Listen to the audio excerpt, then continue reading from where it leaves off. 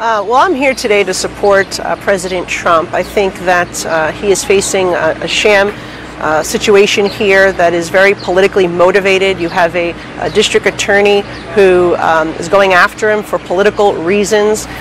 This is, remember, a matter that the FEC, Federal Elections Commission, said there was no crime here. The DOJ, no crime. Cy Vance, the former district attorney, no crime. And yet Alvin Bragg, who, by the way, in New York City, people are so concerned about crime, about illegal immigrant gang members, about repeat offenders on our streets. He either reduces or drops charges on all these repeat offenders in New York who are committing crimes, and yet he's going after the former president, a political opponent, for a crime that's not even within his jurisdiction, or a crime that even mattered and so happened. So that is why I'm here to support the president against what I think is a sham trial. And the mood, he's in good spirits. I think he's obviously unhappy that he has to spend his time in a dreary, cold courtroom, away from his supporters, away from the campaign trail. But that's what this is about. It's designed to keep him off the campaign trail, to keep him stuck in Manhattan at a time when he should be out campaigning around the country, talking about President Biden's failed agenda, the fact that we have an open border with millions of people coming in, including gang members and drug smugglers, the fact that we have high inflation that's continued, high gas prices, that American families are struggling to put food on the table. That's what the president should be doing right now, but instead, because of a district attorney who wants to politically persecute him, he's here in this courtroom. So what exactly are you suggesting when you call this a sham trial? Are you saying that Donald Trump did not have this moment with Stormy Daniels, that he did not pay her hush money, or that he did not falsify records about it? What exactly are you suggesting he is innocent of? What I'm suggesting is that there was no crime committed here.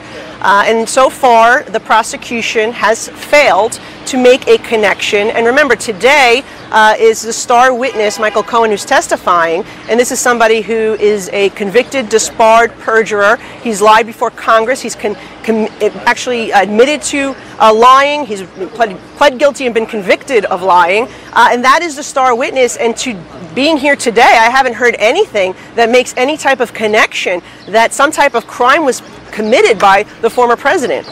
All right, Congresswoman Malliotakis from New York, thank you so much for your time. Really appreciate it. I'm just curious, because just before the court went into session today, some new poll numbers came out, and Trump was actually touting these polls in the New York Times Siena poll, showing that Trump is doing really well in several key battleground states, despite this ongoing trial. He is, and this is a reminder that we have, and you can see the numbers right there, that we have no idea at all the political fallout from this, if there is any, from this trial. It's kind of remarkable to think that there wouldn't be, but if you look at these battleground states that are going to be central to this re-election, the former president is beating the current president outside the margin of error in every state but two, Pennsylvania and Wisconsin. Wisconsin actually is a bright spot on that board for President Biden.